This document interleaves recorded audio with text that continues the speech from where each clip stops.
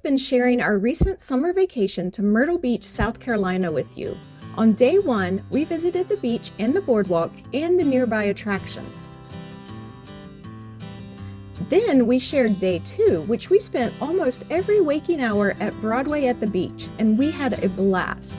We will include links to those videos at the end of this one. But in this video, we are going to share day 3, where we traveled through Murrell's Inlet.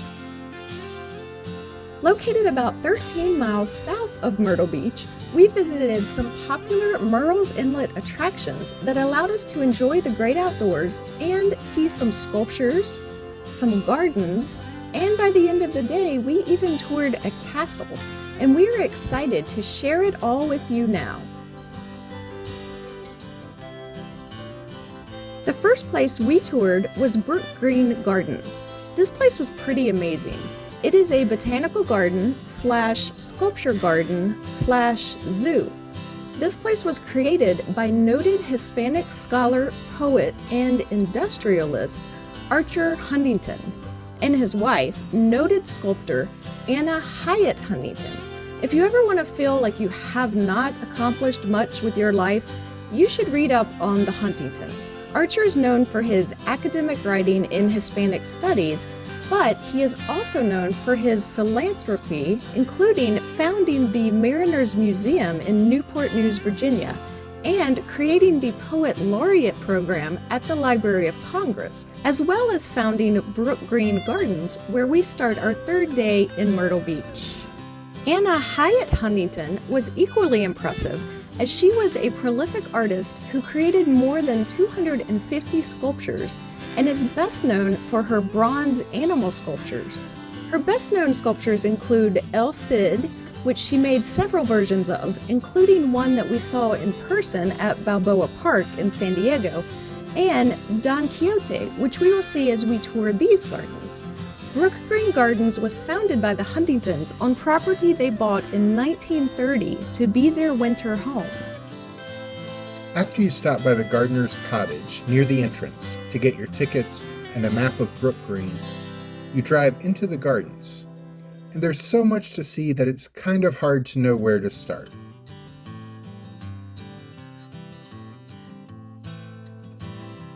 We started with the Low Country Zoo that was all the way at the back of the property. This small zoo is one of 5 accredited zoos in South Carolina.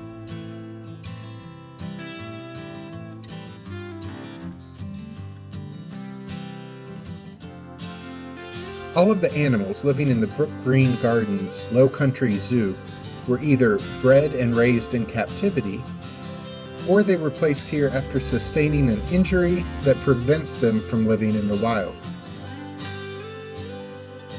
All the animals in the Low Country Zoo are also native inhabitants of the Low Country, a geographic area along the coast of South Carolina, featuring beaches, marshlands, and coastal waterways.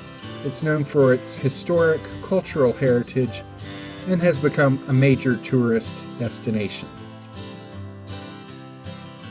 They have a free 50-minute walking tour at the zoo daily, where an interpreter leads you on a walk through the animal habitats.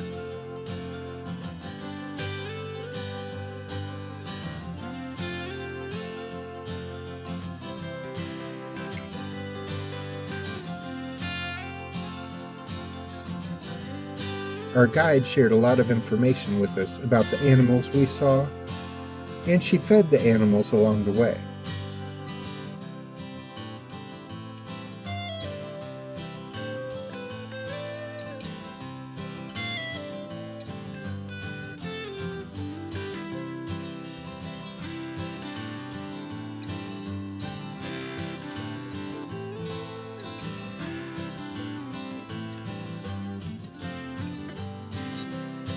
Next, we entered the Whispering Wings Butterfly Experience. This is a seasonal exhibit. It's open from May to September each year. This butterfly house contains about 8 different species of butterflies and is a really cool experience.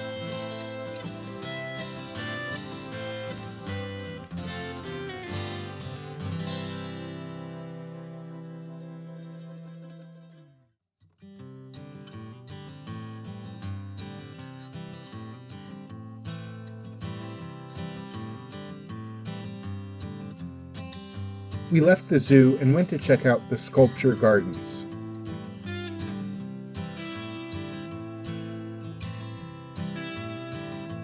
These gardens were originally to feature just Anna Huntington sculptures, but pretty soon the plan changed to include the works of other artists as well.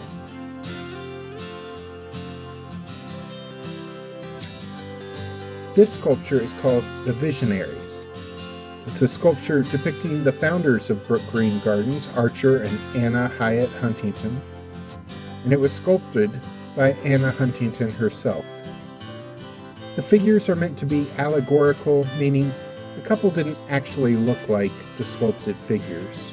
The Huntingtons lived very impressive lives, as Alice mentioned, and I suppose they were the visionaries who created these gardens. Hopefully someone else named the sculpture, though, because I feel like it's never a great look to call yourself a visionary. Anna's best-known sculpture in this garden might be her Don Quixote sculpture. She made several versions of Don Quixote, so you can see similar versions elsewhere.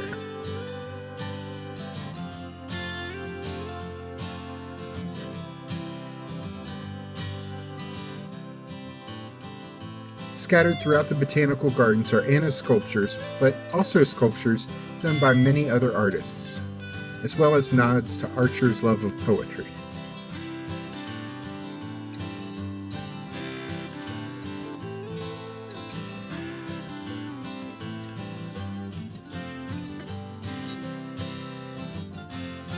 There are a few dining options here.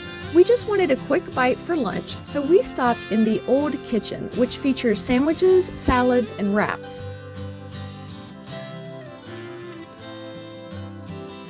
We stopped in and got some BLT sandwiches and drinks, and we split a cookie before moving on.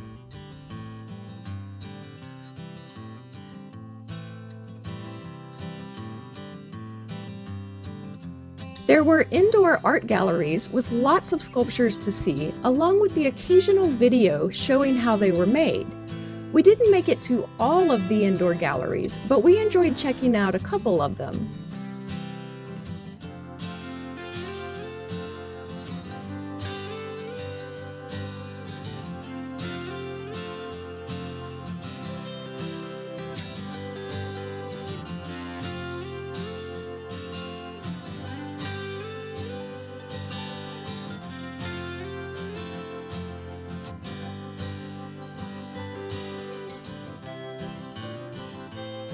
There was also a section of the botanical gardens where sculptures from artists in Zimbabwe were on display. We even spoke with one of the artists who was there showing his work. All of these sculptures were for sale, and they were so well done. This was a cool temporary exhibit. Except for these sculptures from Zimbabwe, all the other sculptures on display here were created by American artists. It was cool to see how the Zimbabwe style differed from the other sculptures throughout the gardens.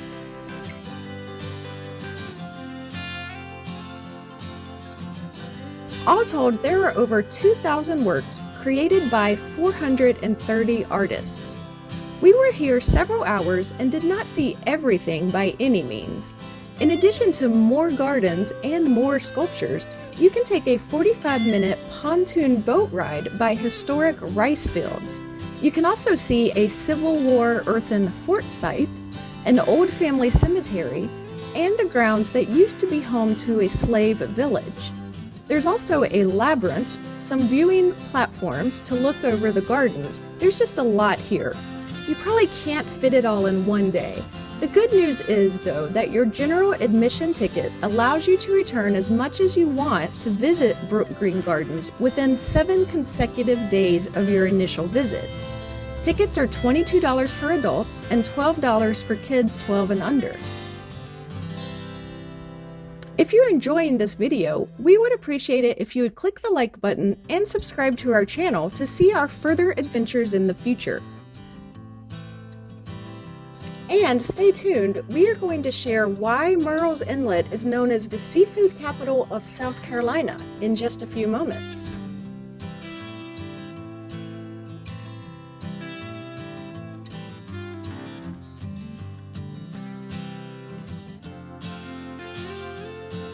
But first, we were off to visit our next attraction in Murrell's Inlet, Huntington Beach State Park. If the name Huntington rings a bell, it should. Like Brookgreen Gardens, this park sits on the land that was a part of Archer and Anna Huntington's winter retreat. As we drive in here along the causeway, we pass some of the ponds and marshland in the park. We saw an alligator in this water at one point, but we weren't recording at that time. This is a very beautiful area though. And one of the most popular features of this park is the Huntington's winter home that is still standing almost 100 years after it was built.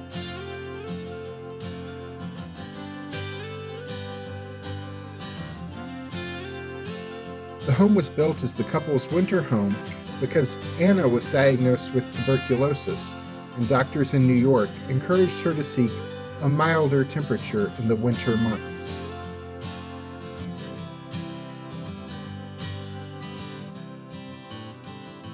Arthur designed the home based on Moorish architecture of the Spanish Mediterranean coast. He named the home Atalaya Castle. The name Atalaya means watchtower in Spanish.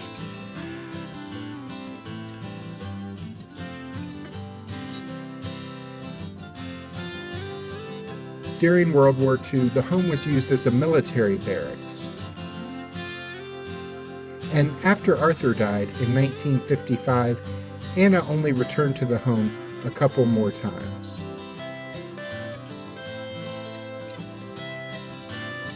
It was then leased for free to the state of South Carolina, along with the whole 2,500 acres that make up this park.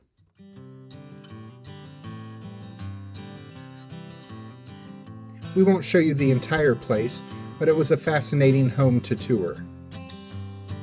This home has 30 rooms, and all of them have a fireplace, even the bathrooms.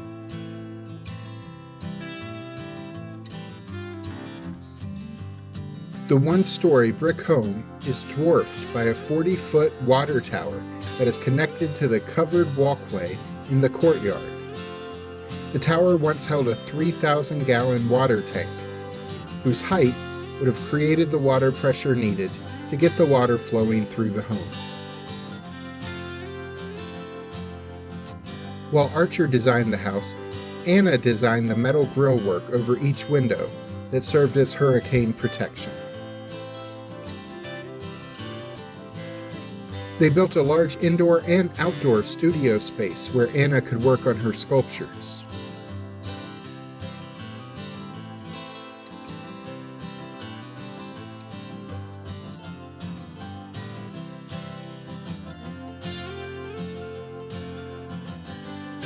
As a result of her passion for sculpting animals, there were horse stables, dog kennels, and bear pens on site to house the animals she sculpted.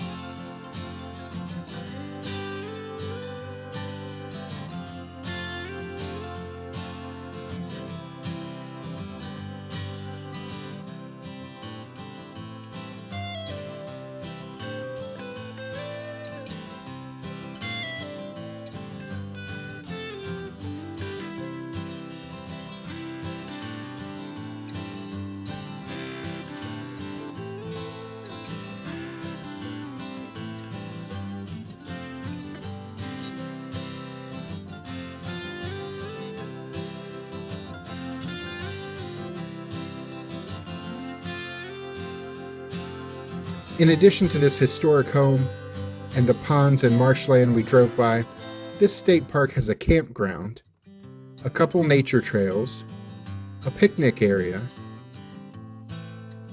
a playground, and most importantly, a beach where you can swim, fish, and lay about in the sun. We enjoyed a walk along this beach, which was much less crowded than the beaches 13 miles or so north in Myrtle Beach. We loved this park. Tickets to enter are $5 per person, and tickets to tour the castle are $2 per person. The resort we stayed at had state park passes that guests can check out, so we got to see the whole park and the historic home for free. We'll share more about our Myrtle Beach resort soon. Now, about that seafood. Murrell's Inlet is known as the seafood capital of South Carolina for good reason. It is a historic fishing village that has a lot of seafood dining options. After visiting the two parks, we drove to the Marshwalk and walked along the half-mile pier over the marshlands.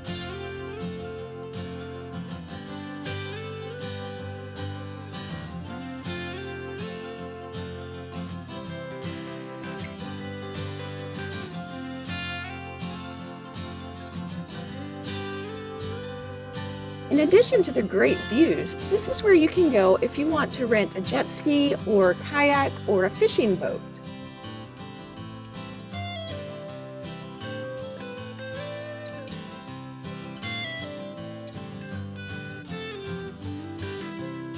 You can even do like these families were doing and ride a pirate ship.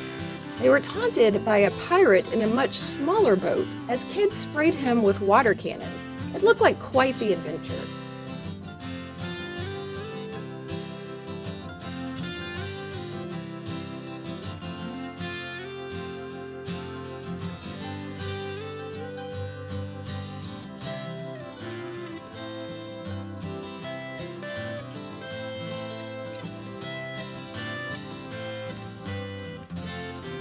There are also about 8 seafood restaurants along the Marshwalk.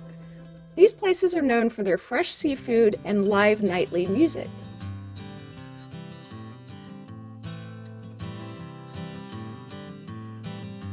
We had dinner at Wicked Tuna, which advertises that their hook-to-plate fishing fleet provides fresh seafood daily for them to serve.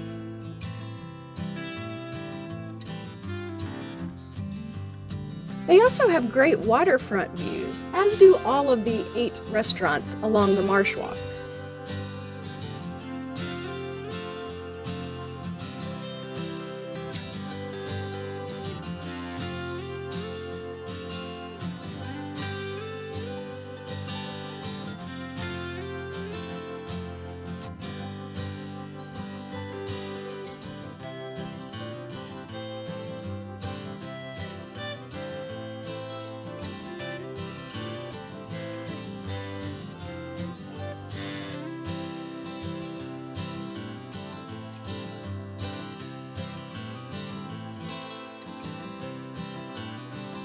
We both got some drinks and then an order of shrimp tempura sushi for an appetizer for $11. This is one of our favorite kinds of sushi.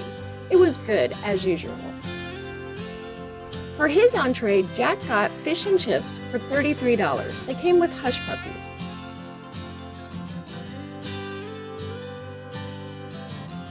I ordered low country shrimp and grits for $32. This entree featured jumbo shrimp in Creole cream sauce served over andouille sausage and cheese grits. It was delicious. This may have been the best tasting meal of our entire Myrtle Beach vacation, though this place did not have pirates dancing all over the place or dueling pianos, so maybe it wasn't the most entertaining. But we did have great views of the area combined with really good fresh seafood. Murrell's Inlet is a place we highly recommend if you want to enjoy the beach and marshland and botanical gardens, but would like to get away from the summer crowds. We had a great day there and still have more to see and enjoy the next time we visit. Click the links at the end of this video to see our tour of some of Myrtle Beach's hottest spots. We spent our first day in the heart of the Grand Strand coast at Central Myrtle Beach Boardwalk, as we took in the beach, shops, and attractions that Myrtle Beach is known for. Or click the second video to see our day at Broadway at the beach. I'm Alice. And I'm Jack. Be sure to click the subscribe button and the notification bell so we can see you the next time we're traveling through.